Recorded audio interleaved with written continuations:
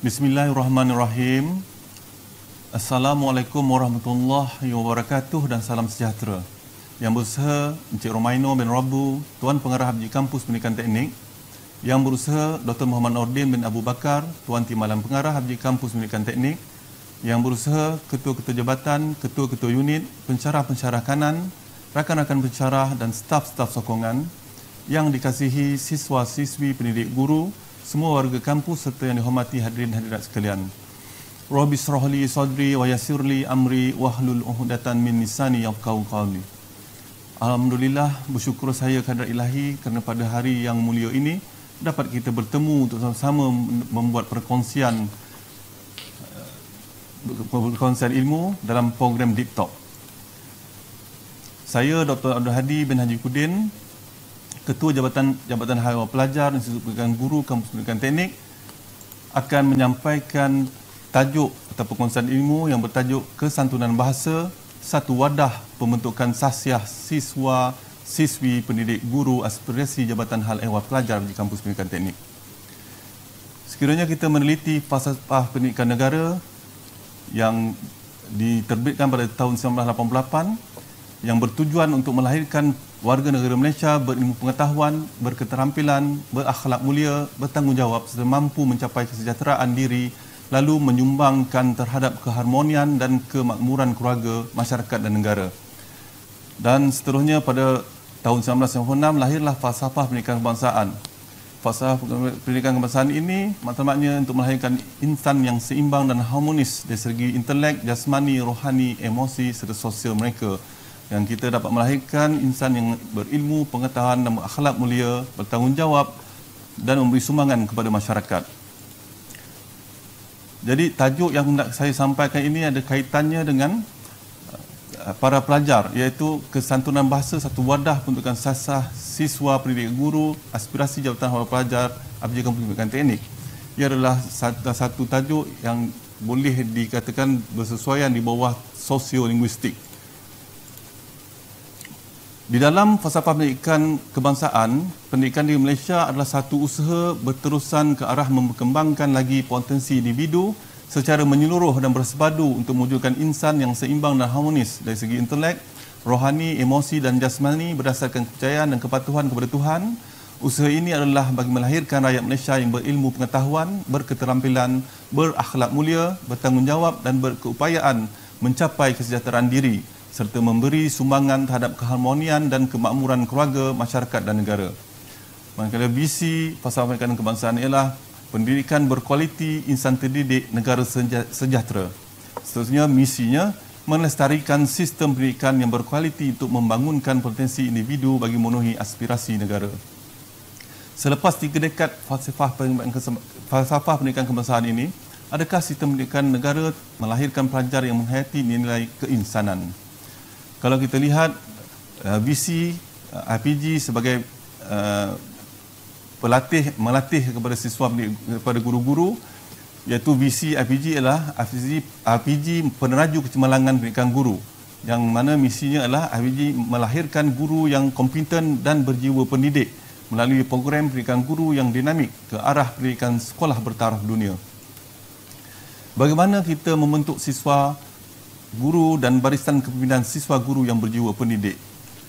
Itu yang nak kita terapkan elemen kita, yang mana Jabatan Hal Ehwal Pelajar menuntut kerjasama daripada semua warga FG Kampus Pendidikan Teknik, khususnya daripada jabatan-jabatan dan unit-unit yang ada, untuk sama-sama mengemeling tenaga dan usaha supaya kita dapat melahirkan guru-guru yang bersasiah dan berakhlak mulia. Kalau kita lihat pada era pandemik tempoh hari, bagaimana kita menghadapi tekanan, khususnya para pelajar yang terpaksa berkurung demi mengelakkan jangkitan COVID-19. Dan pihak ibu bapa juga melahirkan kebimbangan mereka dan sering berinteraksi sekiranya di Habji Kampus Pendidikan Teknik ini. Pihak Jabatan Hal Ehwal Pelajar sering diajukan dengan banyak persoalan daripada kebimbangan ibu bapa. Dan dari situlah wujudnya kesabaran yang perlu ada dalam jiwa para pensyarah dan pegawai yang ada di Jabatan Hal Ehwal Pelajar. Dan di situlah pentingnya kita lihat bagaimana kesantunan bahasa dapat meredakan suasana dan keadaan dan kebimbangan yang berlaku. Kalau kita lihat kesantunan bahasa ini, ia adalah salah satu elemen kecil yang boleh kita terapkan dalam komunikasi seharian. Sebelum itu, eloklah saya jelaskan sedikit sebanyak tentang definisi komunikasi. James A.F. Stoner dan Charles Wankel memberi definisi komunikasi adalah satu cara manusia berhubung yang melibatkan pengertian atau maksud yang dikongsi dengan syarat mereka perlu bersetuju dengan definisi istilah-istilah yang digunakan berdasarkan sesuatu yang simbolik seperti isyarat, huruf, nombor dan perkataan yang melambangkan atau menyerupai idea-idea yang dapat menyampaikan maksud.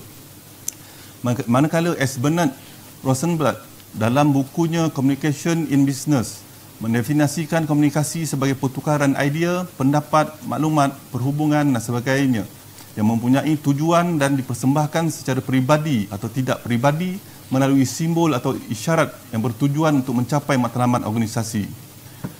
Out dan Eggy mendefinisikan komunikasi sebagai seni memindahkan maklumat, idea dan sikap daripada seseorang kepada seseorang. Dan Sulaiman Masri merumuskan bahawa komunikasi bermula pada satu mesej, yakni maklumat daripada pengirim, penutur, penulis, dipindahkan menerusi alat atau saluran tertentu kepada penerima, pembaca, pendengar yang kemudiannya memberikan maklum balas, yakni mengikut dan mentafsir mesej tersebut. Secara keseluruhannya, proses komunikasi ini adalah proses pertukaran idea dan maklumat antara dua individu atau lebih dengan maksud untuk berkongsi maklumat dan pengalaman bagi mencari persamaan.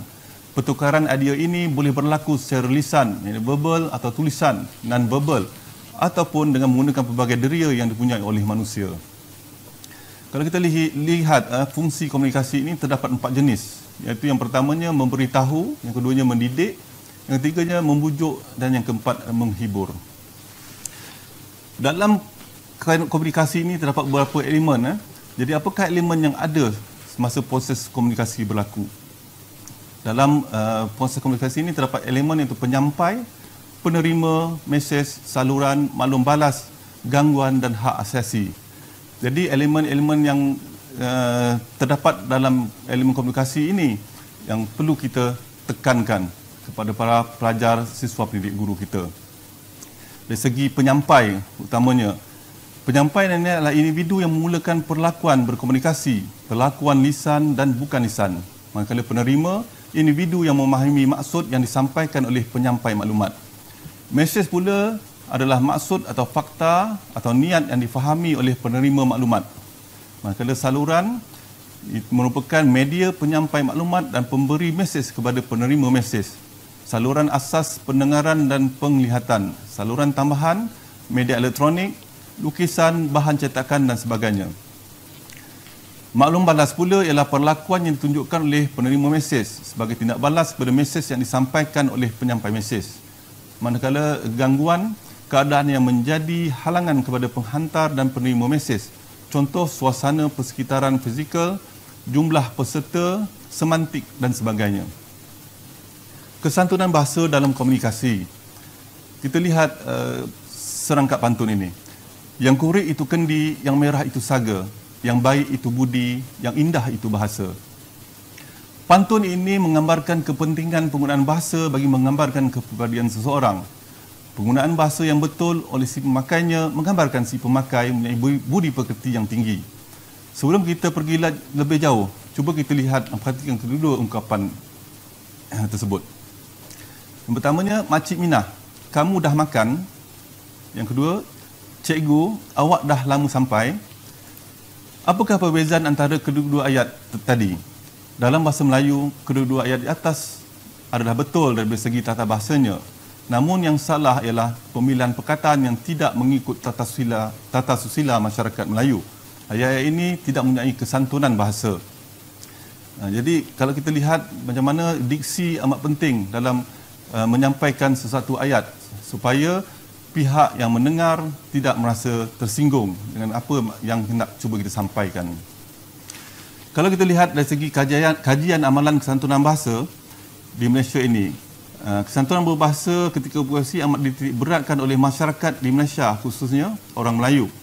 Amalan kesantunan berbahasa adalah perkara asas dalam sebuah komunikasi yang menggambarkan aturan sosial dalam sebuah masyarakat dan menjadi prasyarat bagi kerjasama dalam sebuah komunikasi.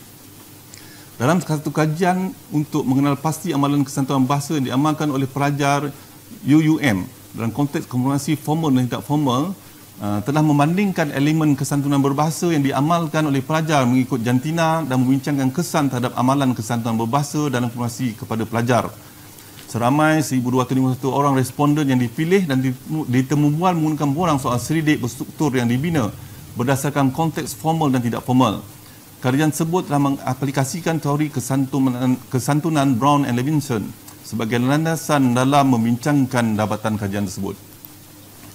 Hasil kajian juga mendapati sebanyak 93.2% iaitu 1,166 orang pelajar di UUM mengamalkan kesantunan berbahasa dan konteks formal dan selebihnya sebanyak 6.8% atau 85 orang responden saja yang kurang menitik beratkan elemen kesantunan berbahasa ketika berkomunikasi dalam konteks formal. Dari segi jantina pula, dapatan kajian menunjukkan bahawa terdapat perbezaan yang signifikan terhadap amalan kesantunan berbahasa antara pelajar lelaki dan perempuan. Hal ini menunjukkan bahawa pelajar perempuan lebih mengamalkan kesantunan berbahasa ketika berkomunikasi berbanding dengan pelajar lelaki. Selain itu, amalan kesantunan berbahasa dan komunikasi pelajar telah memberikan kesan yang positif terhadap pelajar khususnya di UUM.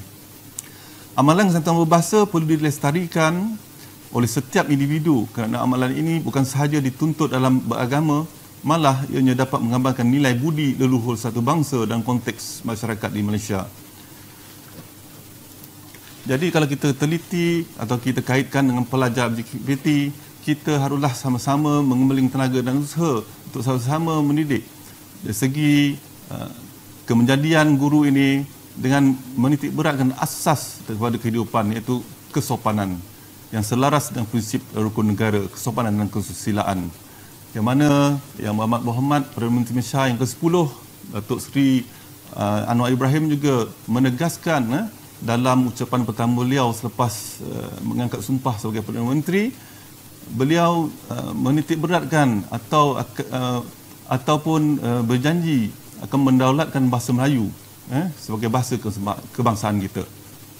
Begitu juga di APJ Kepinti kita cuba menyahut saranan itu dengan memendayakan bahasa Melayu. Seterusnya elemen-elemen yang terkandung dalam masyarakat Melayu yang baik itu kita terapkan dalam kalangan para pelajar siswa pendidik kita. Jadi kesantunan bahasa ini merujuk pada cara dan bentuk bahasa yang digunakan oleh seorang itu dengan penuh sopan, tidak biadab atau kurang ajar. Ia merangkumi aspek-aspek pemilihan kata, yakni bahasa sapaan, nada, gerak laku dan gaya. Penggunaan bahasa sapaan berkait rapat dengan aspek sosial masyarakat, penggunaan bahasa khusus. Penggunaan bahasa sapaan yang betul dan sesuai dapat menggambarkan budi pekerti yang tinggi. Penggunaan bahasa sapaan yang salah dan tidak sesuai akan membawa nilai yang negatif. Dalam bahasa Melayu, penggunaan bahasa sapaan agak rumit. Kita mestilah berhati-hati supaya kita tidak tersalah pilih bahasa sapaan yang kurang sesuai. Ini sering berlaku kepada golongan yang tidak arif mengenai penggunaan kata ganti nama dalam bahasa Melayu. Bahasa sapaan, perkataan yang digunakan ketika menegur siapa atau cara-cara memilih bentuk-bentuk panggilan dan ganti nama bagi diri sendiri dan kata ganti nama bagi yang dilawan bercakap. Menurut Asma Haji Omar, kata ganti nama diri ialah kata yang dapat menggantikan kata nama manusia dan secara terbatas kata nama yang lain. Kata ganti nama diri manusia boleh dilihat daripada segi penggunaannya dalam konteks sosiolinguistik dan konteks nahu. Dalam kedua-dua konteks ini, kata ganti nama diri dibagikan pada sistem diri pertama, kedua dan ketiga. Abdul Hassan dan Ainul Muhammad pula menerangkan kata ganti nama diri sebagai kata yang digunakan apabila kita mahu menyebut nama sebenar seseorang. Mereka juga membagikan sistem kata ganti nama diri kepada 3 bahagian, iaitu kata ganti nama diri pertama, kedua dan ketiga. Kata ganti nama dan sapaan dalam keluarga. Dalam masyarakat Melayu, struktur keluarga terdiri daripada suami isteri dan anak-anak yang lahir daripada perkahwinan. Ini adalah unit sosial dan kekeluargaan yang utama dalam masyarakat Melayu. Di sekitar unit ini ialah keluarga besar yang mungkin mempunyai 2 atau 3 generasi yang hidup berdekatan. sama ada dalam sebuah rumah yang sama atau hidup berasingan. Interaksi banyak berlaku di antara golongan keluarga yang besar ini, antara kaum kerabat dan dengan anggota masyarakat lain dari kampung atau daerah yang sama. Bahasa sapaan antara ibu bapa dan anak. Kata ganti nama diri pertama digunakan oleh seseorang bagi membahasakan dirinya semasa berhubung dengan orang lain. Terdapat satu pola khas mengenai bentuk kata ganti nama diri orang pertama dan kedua. Ini kerana ia menggambarkan status atau kedudukan seseorang. Pola-pola tersebut ialah hubungan dari atas ke bawah, iaitu bapa dengan anak dan ibu dengan anak. Ini adalah pola umum, iaitu apabila ibu, bapa ataupun ahli keluarga yang lebih tua berinteraksi dengan anak atau yang lebih muda dalam satu keluarga. Pola ini seolah-olah membayangkan taraf mereka yang lebih tinggi daripada pihak yang dilawan bercakap. Untuk pola hubungan ini, kata ganti nama yang sesuai ialah awak, kamu, anda dan engkau. Contohnya, seorang bapa bercakap, aku tak nak pergi ke sana tapi kau boleh pergi. Manakala anak pula menjawab, kalau bapa tak nak pergi, saya pun tak nak pergi juga. Bahasa sapaan antara adik-beradik pula. Perhubungan antara adik-beradik ditentukan oleh faktor umur. Adik harus menghormati abang dan kakak. Abang dan kakak pula diharap dapat sentiasa menjaga keselamatan adik-adiknya. Panggilan yang biasa digunakan ialah abang, adik dan kakak, ataupun singkatannya bang, dik atau kak. Contoh, seorang abang mengajak adiknya, Minah, bang cik hendak ke kedai sekejap, boleh Minah ikut bang cik sama? Adik dia menjawab, boleh Minah ikut bang cik sama. Pola ini dianggap pola yang sesuai dan manis didengar. Penggunaannya juga melambangkan eratnya hubungan adik-beradik tersebut. Abang, Minah aku nak ke kedai ini. Maka adik menjawab, boleh aku ikut atau kau tak? Tak boleh, kau duduk dan diam dekat rumah. Itu agak, kalau kita lihat mungkin agak kasar, tapi dalam hubungan yang rapat dia boleh digunakan. Walau bagaimanapun, kalau dalam konteks masyarakat luar melihat kita, dia akan dilihat menjadi bahasa yang agak kasar sedikit.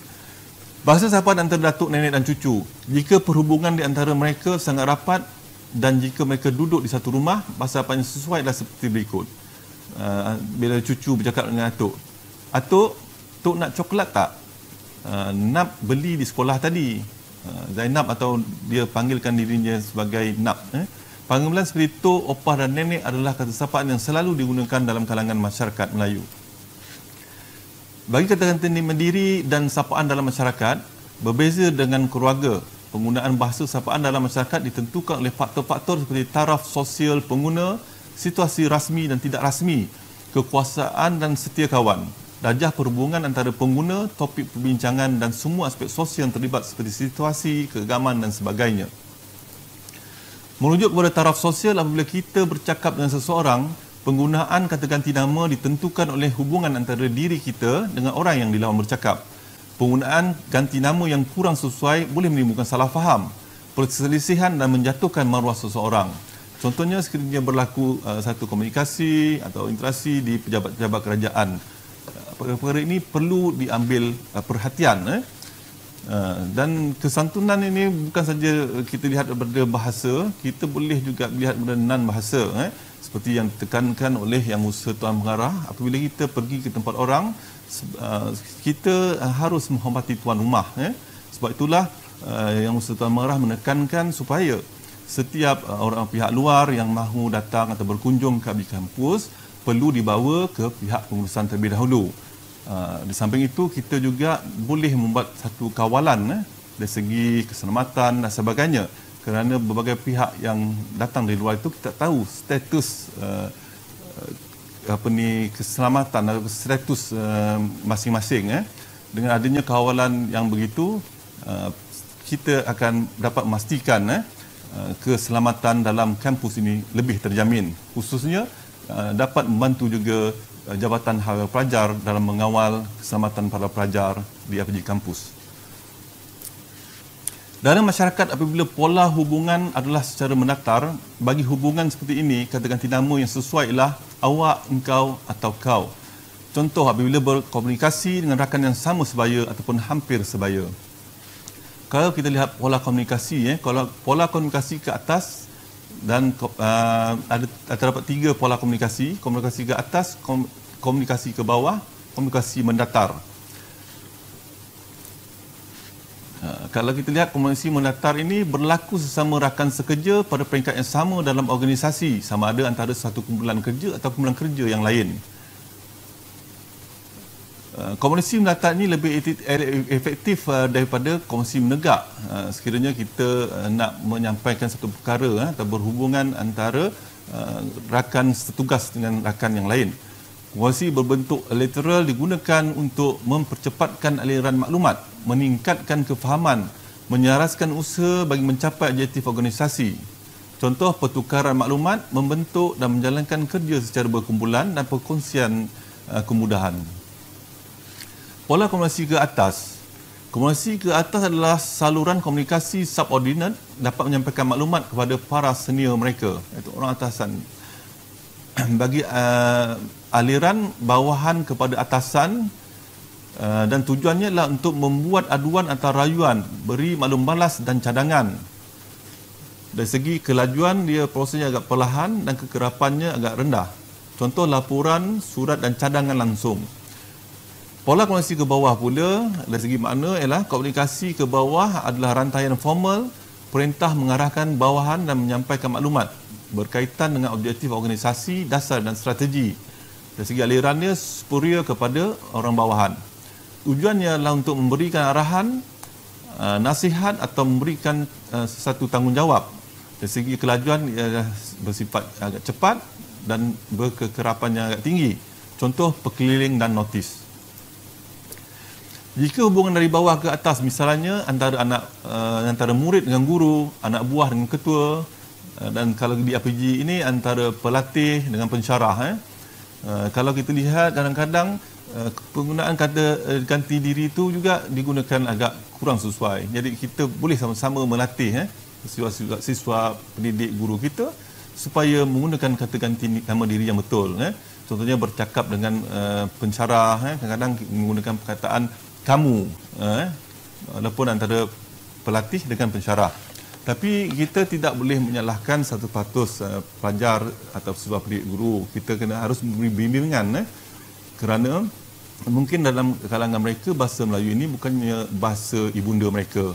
Jadi di situ mungkin penggunaan bahasa itu perlu diajar atau ditekankan lagi supaya penggunaannya lebih betul. Hubungan ini hendaklah menggunakan, kalau hubungan antara dari bawah ke atas tadi, hubungan ini hendaklah menggunakan kata ganti yang sesuai, seperti encik, tuan, puan dan cik. Bagi murid pula haruslah menggunakan panggilan seperti cikgu, tuan atau sebagainya lah yang lebih sesuai apabila berkomunikasi dengan pihak yang lebih atas seperti guru atau pensyarah. Apabila kita berkomunikasi dengan kerabat diraja, contohnya, bagi orang kebanyakan pula akan menggunakan kata ganti nama tuanku atau tengku, permaisuri, kata seperti ke bawah duli untuk merujuk kepada kerabat diraja berkenaan. Jadi elemen kesantunan bahasa ini juga kita terkait rapat dengan protokol. Protokol panggilan hormat. Di Malaysia, penggunaan protokol panggilan hormat yang betul sangat dititikberatkan dalam berbagai-bagai majlis, sama ada pada peringkat jabatan, organisasi, negara ataupun antarabangsa. Berikut disenaraikan cara penggunaan protokol panggilan hormat individu yang dipraktikkan di negara kita. Antara contoh-contohnya ialah gelaran. Kalau kita yang di Pertuan Agong tu, rujukan hormat baginda ialah ke bawah duli yang maha mulia Seri Paduka Baginda yang di Pertuan Agong. Bagi Raja Permaisuri Agong, duli yang maha mulia Seri Paduka Baginda Raja Permaisuri Agong. Bagi Sultan, duli yang maha mulia Paduka Seri Sultan. Kalau di negeri Perak contohnya, Sultan Perak, duli yang maha mulia Paduka Seri Sultan Perak. Bagi Sultan Kelantan, ke bawah duli yang maha mulia Tuanku. Semua ini ada beberapa perbezaan yang kita melihat protokol. Biasanya kalau kita berhubung dengan pihak untuk membentukkan protokol ini dengan pihak istana, kita kena menghubungi dahulu pihak istana. Bagi yang di Pertua Negeri pula contohnya, gelaran dan panggilan hormat mereka yang di Pertua Negeri Melaka atau Sabah, sama juga dengan Duta Besar atau Sejarah Tinggi, gelaran panggilan hormat mereka adalah Tuan Yang Terutama. Bagi gelaran Perdana Menteri atau Timbalan Perdana Menteri, Menteri-Menteri atau Timbalan-Timbalan Menteri, gelaran dan panggilan hormat mereka juga perlu disesuaikan dalam acara-acara rasmi. Contohnya Perdana Menteri atau Timbalan Perdana Menteri, Menteri Besar dan Ketua Menteri, panggilan hormat mereka adalah yang amat berhormat. Bagi Tun dan Tuh Puan, yang amat berbahagia. Bagi Menteri, Ahli Parlimen atau Ahli Dewan Negeri, panggilan hormat mereka adalah yang berhormat. Bagi yang di-Pertua Negeri, panggilan hormat mereka adalah Tuan yang terutama. Dan begitulah antara contoh-contoh panggilan hormat. Pegawai kerajaan pula, gelaran bagi Ketua Hakim Negara, panggilan hormat mereka yang amat arif. Bagi Hakim, panggilan hormat mereka adalah yang arif. Mufti, panggilan hormat mereka adalah Sahibus Samaha. Bagi Kadi, panggilan hormat mereka adalah Sahibul Fadilah. Ketua jabatan di kementerian-kementerian contohnya, panggilan hormat mereka adalah yang berusaha.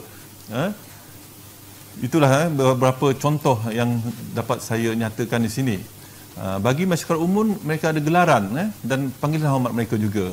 Contohnya yang telah menunaikan haji dan hajah, yang mulia haji atau hajah, ustaz atau ustazah yang kita panggil yang berbahagia ustaz atau ustazah, imam yang berbahagia tuan imam, pengetua atau guru besar, yang biasanya kepimpinan di suatu organisasi kita boleh juga gunakan yang berbahagia ataupun yang berbahagia tuan pengetua atau tuan guru besar.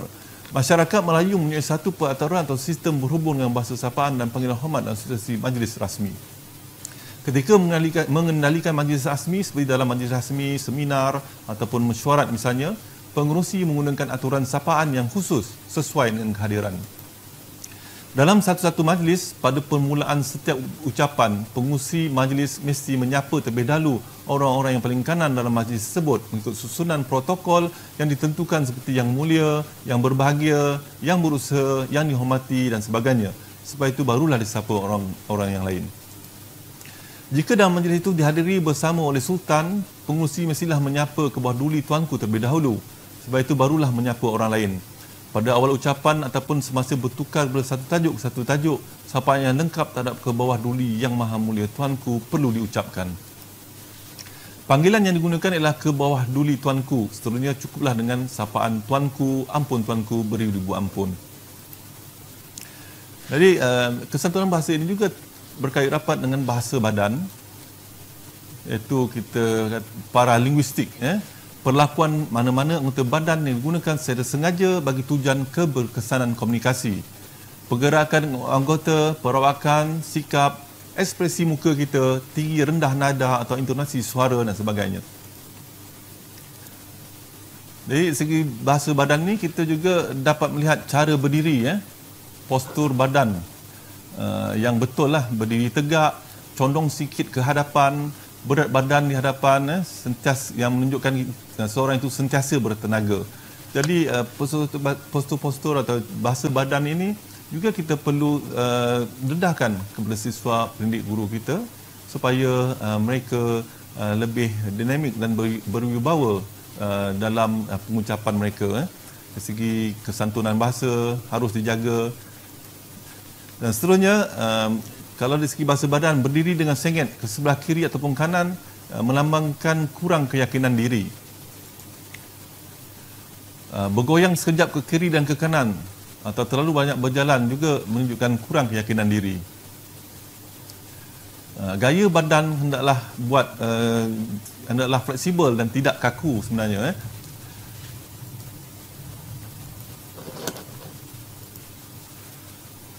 Dan kepala pula untuk melambangkan sesuatu maksud, mungkin kita boleh menggeleng-gelengkan kepala, menundukkan kepala, mengangguk atau mendongak.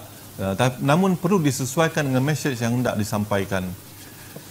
Seterusnya dari aspek bahasa badan ni, dari segi ekspresi muka, dari segi air muka haruslah sepadan dengan kata-kata. Kening contohnya boleh digerak-gerak atau diangkat-angkat, dikerut bersesuai dengan keadaan. Seterusnya dalam bahasa badan ni dahi kita boleh diangkat, ditegangkan ataupun dikerutkan, melambangkan mungkin kesukaran atau gembira dan sebagainya. Bahu diangkat, digerak-gerakkan, tangan digosokkan, dibuka dan didepa juga melambangkan maksud yang tertentu. Komunikasi mata pula adalah kemahiran yang paling penting apabila berhadapan dengan orang lain. Biasanya kita berhadapan dengan seseorang memerlukan 5 hingga 15 saat untuk menunjukkan menunjukkan keyakinan diri kepada seseorang dan menyampaikan suatu maksud, satu pernyataan. Elakkan memandang ke lantai atau keluar bilik hanya satu sudut.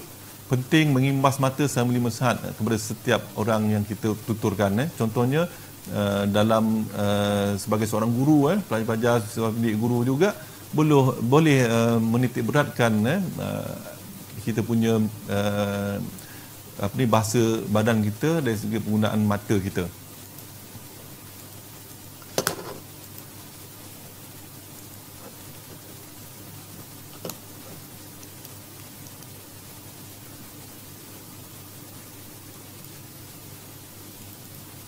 Kita boleh juga melihat beberapa petua, teknik berhenti sejenak, teknik menekankan kepada kata kunci perkataan dan gunakan kepelbagaian nada. Kesimpulannya, dalam masyarakat Melayu terdapat perbezaan sapaan untuk orang-orang yang tertentu dan khusus. Tetamu undangan akan disapa dengan panggilan yang khusus. Di sini terdapat satu hierarki panggilan mengikut orang yang paling kanan sehinggalah kepada orang ramai dari segi aturan dan sapaan. Jadi kalau kita lihat elemen ini kita terapkan kepada para pelajar atau siswa pendidik guru, kita sama-sama merealisasikan hasrat yang berusaha Tuan Pengarah supaya melahirkan guru-guru yang berjiwa pendidik, bukan sahaja dari segi mental, dari segi fizikal, tapi dari segi kemenjadian sahsiah mereka. Jadi sama-samalah kita mendapat iktibar dari perkongsian ini. Mungkin apa yang saya sampaikan pada hari ini hanyalah sekelumit kecil daripada ilmu yang ada. Mungkin perkongsian ini rakan-rakan yang jauh di luar sana jauh lebih hebat daripada saya. Cuma kalau kita dapat sama-sama memikul tanggungjawab ini, sama-sama berusaha keras dalam melahirkan siswa pendidik yang berakhlak mulia, berketerampilan, maka sudah pastilah kita akan berjaya. Sebab kata orang, yang berat sama dipikul, yang ringan itu sama dijinjing. Jadi setakat ini sajalah perkongsian ilmu yang dapat saya sampaikan pada hari ini. Sedikit elemen berkaitan dengan kesantunan bahasa. Mudah-mudahan dengan perkara asas yang kita terapkan dalam jiwa pelajar-pelajar atau siswa pendidik kita, maka ia memberi manfaat yang lebih luas pada masa yang akan datang untuk pelajar-pelajar kita lebih berjaya dalam kehidupan mereka. Jadi sebelum saya akhiri ucapan saya, dengarlah 3 rangkap pantun daripada saya. Burung serindit terbang melayang, terbang hinggap di ranting mati. Bukan ringgit dipandang orang, tapi memandang bahasa dan budi. Apa guna berkain batik kalau tidak berbaju kasa? Apa guna memandang cantik kalau tidak berbudi bahasa? Pisang dijual di pasar niaga, ramai orang datang membeli. Emas perak perhiasan dunia, budi bahasa perhiasan diri. Sekian saja perkongsian saya pada hari ini. Yang baik itu datang dari Allah SWT dan yang buruk itu adalah kelemahan saya sendiri. Sekian, wabillahi taufiq wal hidayah. Assalamualaikum warahmatullahi wabarakatuh. Sekian, terima kasih.